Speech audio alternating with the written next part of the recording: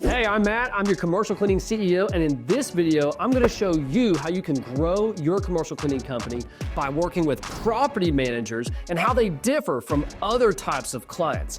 Within our company, we've worked with property managers for years. We've successfully won them and kept them as clients. If you've been struggling to get the attention of a property manager, if you're wanting to get into those large facilities that have multiple locations and they have one person that seems to run it all, then this video is going to be helpful for you, because the reality of it is property managers are completely different than other types of facilities. So with that, there's three main things that we're going to cover in this video that you'll be able to use to help you win property managers as clients. So let's dive right in. The first thing that is going to be a major difference for property managers versus other types of facilities, and it's going to affect how we approach them, is this.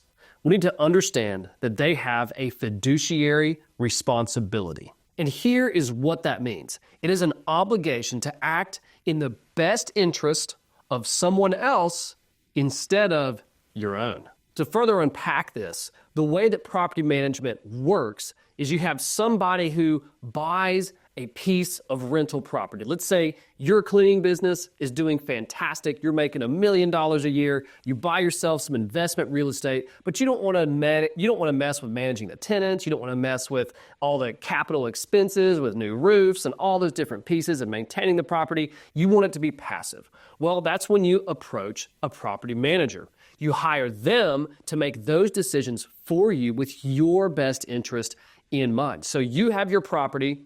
You own it, but your property manager is the one who really oversees it. And not only that being a unique factor to the way that their role operates, they also are licensed, which means that if they make mistakes, if they don't act like a fiduciary in the best interest of their clients, it can be publicly reported. And they can be banned potentially from practicing property management in different areas of whatever states they're licensed in. It can have massive repercussions on their career. So we need to start off with this understanding of just how serious their job is and just how serious they are whenever they're evaluating janitorial services for the facilities they manage. Because if they make a wrong decision, not saying that just picking a commercial cleaning company that doesn't do a good job would get them fired or get their license taken away and ruin their career forever, but what it could do is be one of those extra things on top of other things,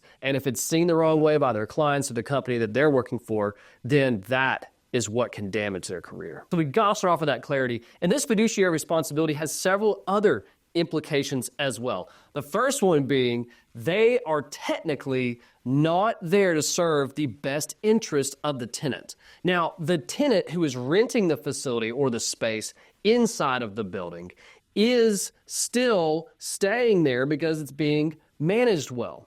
So janitorial services, commercial cleaning, everything going on inside that facility can affect how long they decide to stay there. So in a way, they still want to serve the best interest of the tenant, but their best interest is still for the owner of the building and the client. It's very tempting in our world to target the tenant, to see what they want done inside of their space. But here are some of the factors that a property manager is responsible for to their client. The first one being what's called net operating income. This is commonly called NOI. If you look up a piece of real estate, whether it's residential or commercial, it's got to be more than just a house, but typically what's called an investment property where there's multiple renters involved, or it's a single renter in a large commercial space, it's going to have net operating income listed as one of the appealing factors or not appealing factors to that facility.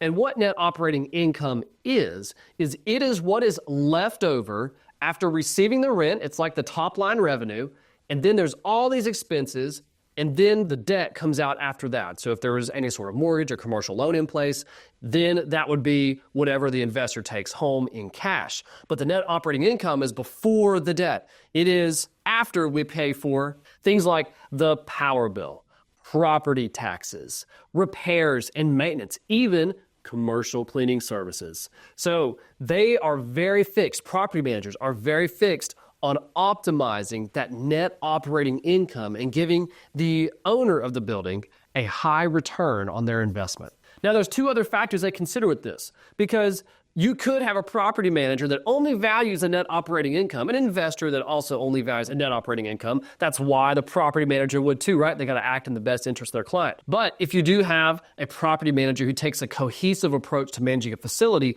the next factor is going to be what's called vacancy rate. Vacancy simply means how much of the space is not being profitable, how much of it is not producing revenue, how much of it is not rented out to someone occupying the space. And in the best interest for the investor they're working with, they want to make sure vacancy is as low as possible. To use a simple example, if you have a 4-unit apartment complex, you're renting each unit out for $1,000 a month.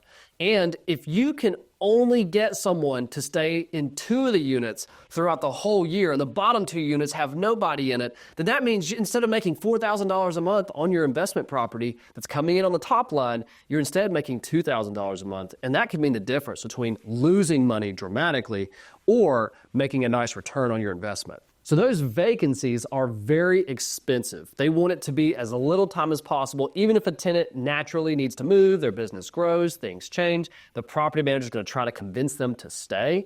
But if they got to move, then they need to be able to turn that back over really quickly and get someone in there as soon as possible, because that is where money gets lost, is by people not renting the space, not using it, and not paying for it. The third element would then be appreciation value. So yes, you've got your net operating income, the cash flow that the property is producing. You have your vacancy, which does affect the cash flow, right, if you're not getting paid. But appreciation value is how much would the property sell for? How much equity is in that facility? Now, all 3 of these factors are tied together, but these are things that they are tracking and they're staying cognizant of in their management for the benefit of the owner of the facility. Now, in the commercial world, as opposed to the single house world of residential, your property value is oftentimes directly tied to the net operating income, which that net operating income is directly affected by how much you can charge for rent in that space. So to benefit the owner and even themselves, because typically a property manager is paid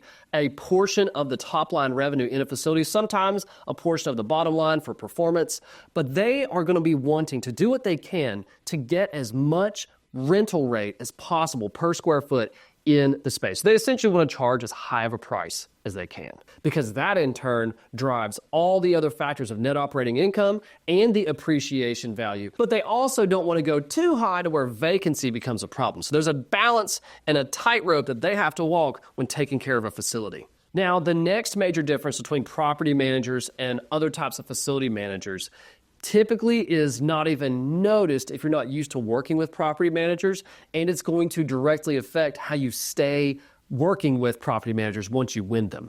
And so that second one is they have a really high turnover rate. There are so many property management firms out there, and they offer opportunities to different property managers so many different times. Some people decide to branch off on their own or manage their own investments, and they have some friends who want to manage investment properties for. So turnover and career changes and company changes happen very often inside the commercial property space. So with this in mind, here's some tips on how you can keep their business once you've earned it in the first place. The first would be do your best to build relationships within the firm. Some property management offices are hundreds of people. Some property management offices are just 1, 2, 3, 4, or 5 people in that space. I would encourage you to build relationships with everyone that you can and get on a first name basis with everyone that you can within that office. If you work really hard just to win one property manager and they change careers, they move to a different state, then you may or may not be brought along with them. Now, the benefit to that is you can be brought along with them. So if you do have a relationship with that specific property management office and brand, well, if someone does turn over and they liked using your commercial cleaning service and they go to another office, they typically bring you with them. But what you don't want to have happen is to be forgotten at that firm that you were at before. Next would be do your best to provide a personal welcome to a new property manager that's coming into the firm that you've been working for. If you do nothing and you just hope that that property manager likes you just as much as the previous property manager did, then maybe we need to remember what that first tip was, right? It's because they could also be bringing their own cleaning company that they liked from a different office. Which leads to the third tip. We want to provide them a smooth transition as fast as possible with this welcome. So here's what we do. We provide a historical snapshot. Here's the facilities that we care for. Here's the ones that we don't care for. Here's some of the records or reports that you've submitted to the past property manager. Here's copies of them. Here's a summary of those reports just so that they are up to speed and aware. Because again, they have to act in the favor or to the benefit of their client. So however you can summarize what they need to know with regarding janitorial services and cleaning services for that new property manager, it's going to make them feel a little less nervous coming into their role. They're going to have a lot more clarity, at least about your part in what's going on in the facilities, and they're going to appreciate you. And then we send over a second report, which is the forward-looking report. So we've done the historical, catching them up to speed. Now let's do what's currently in process, what's being fixed right now, what are some issues that we're waiting on feedback on, so that they now have somewhat of a to-do list, or they can delegate it to whoever needs to handle it and get you the answers that you need. But they're going to have clarity moving forward as fast as possible because you're taking care of finding that information and summing it up for them. So yes, turnover is present in all industries, but when it comes to property managers and the people taking care of these facilities, it's a very demanding job. And property management companies are very demanding on their property managers because investors are demanding on those property management companies. So it doesn't have to be an absolute loss for you whenever a property manager turns over. You need to embrace it as an opportunity. You want to plant the seed to be carried with the property manager that moved on and to welcome in the new ones and help them love you more than any other company that they may have used in the past. Now, here's the last tip before we dive into how to win property managers and to keep them. This last one's going to be about billing. So here in our company, we prefer to bill as upfront as possible and have our cash collected as close to the beginning of the month as possible so that we can float payroll and we can handle all the expenses in the company. And so we don't have to slow our growth down because we're waiting on payments from somebody if we added a new account. That being said, property managers are in a different category. Now you can initially present with, we prefer to be paid up front. However you want to present that is up to you. But most likely, they are not going to want to be paying out any cash, not just to you, but to any vendor until services have been completely rendered for that period. Now, this might tempt you to take a weekly billing option or an every other week billing option, which is a viable option if they're willing to process that many invoices. And the way it would work is you would complete the cleaning for a weekly period and then invoice, say, on Friday or Saturday or Sunday, however you want to set the end of the week at. And then do the same thing again and again and again. Each month either has 4 or 5 invoices that are sent, as opposed to one invoice being sent at the very end of the month. Your cash flow would be better, but the administrative work, maybe the complexity if a payment is missed, could be more difficult for the property manager to handle and for your office to handle. So that most likely will not be appealing to them. They may be willing to do it if you've done well during your sales process. But if you want business from property managers, do not set your expectations to get paid upfront before services are completed for a period. We have many clients that are not property management clients that do pay us upfront, and that allows us to float that cash flow that's needed. We stick with a monthly billing process for property managers. Now, you could do where you invoice ahead of time, but the payment does not come in until the last day of services. That could be a middle ground negotiation point that you could present with them, but odds are they're not going to want to pay within that month if you're doing a monthly period.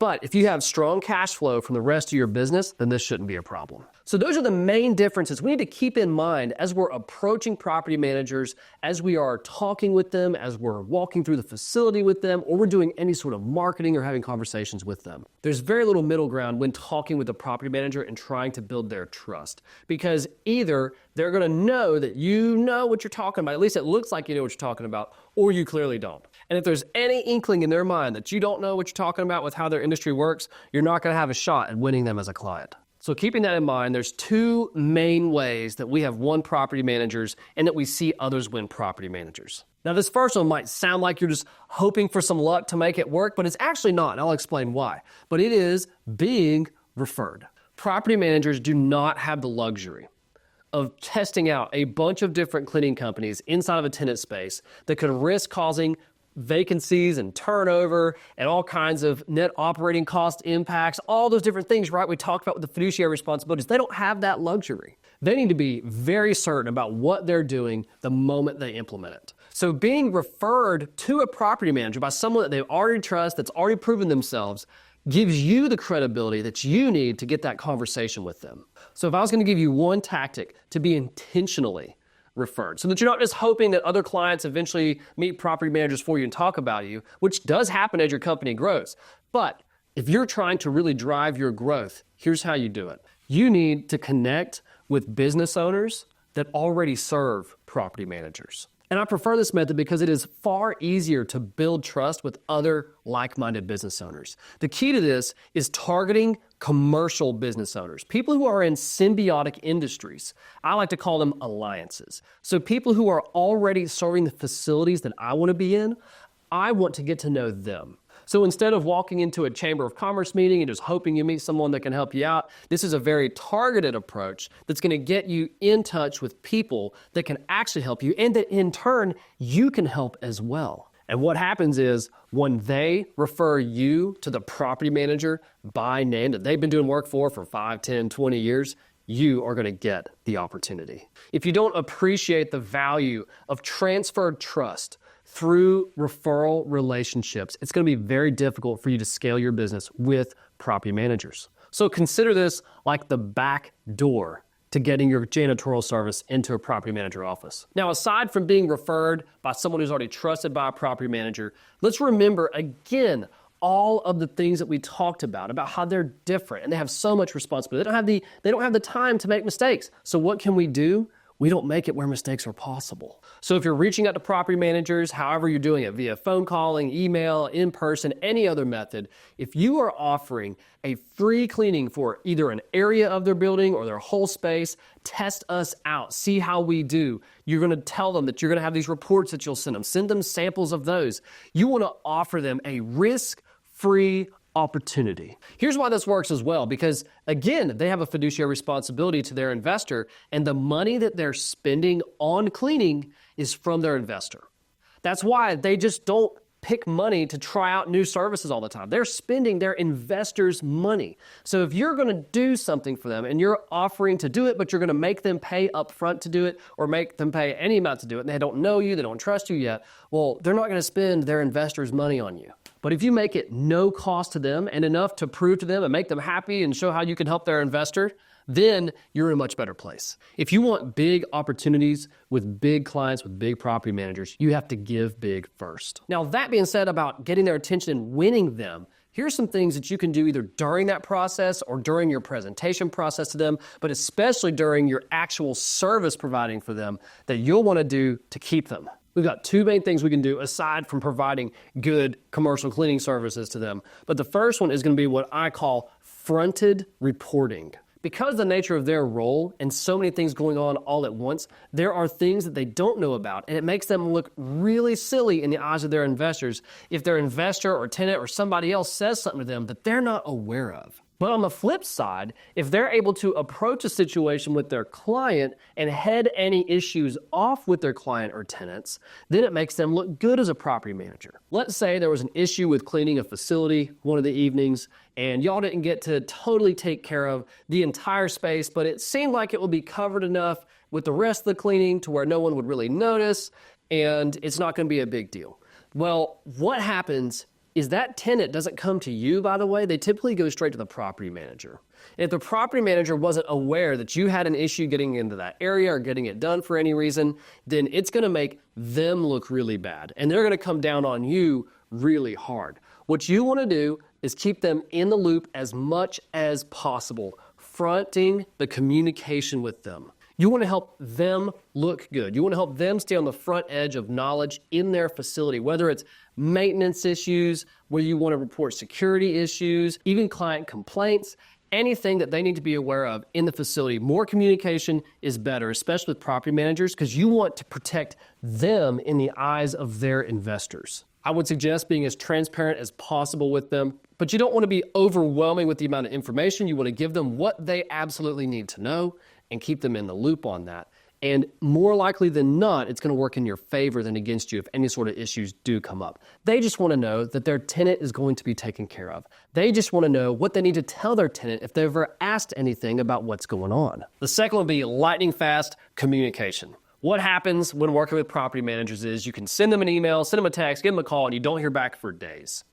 Do not reflect that back to them. If they send you an email, be sure to respond as soon as reasonably possible. They give you a call and you miss it. If they send you a text, be sure to respond to their communications as quickly as possible. Even if you don't have all the answers yet, they just need to check that box off in their mind that it's in process at least. Someone's working on it. It's been properly delegated and they can close that box in their mind and work on the other 500 things that are going on their list. And that's why they struggle with communication sometimes, is because they have so many vendors they work with, so many investors, so many tenants, that they have communications by the hundreds coming in sometimes every single day. So you need to be your best with your communication with them and as fast as possible with them so that you're not a concern. If they are ever wondering, did they get my email? Did they get my text? Did they get my call? That's not a good thing. As commercial cleaning business owners, we need to take a step back and recognize how difficult their job is. Yes, we have difficult jobs too, but we need to respect theirs as well and treat them with more service than they anticipate, more communication than they anticipate. If they want to adjust anything, they'll let you know. You can offer options whenever you're presenting your proposals or throughout your marketing process. You can customize all of this, but we need to keep all these factors in mind because they are very different than the rest of the other industries that are out there. Now, if you want more on how to take your commercial cleaning company to 7 figures and even far beyond that, check out the links down below. That's where I can help you out. Thanks for watching. I'm Matt, your commercial cleaning CEO.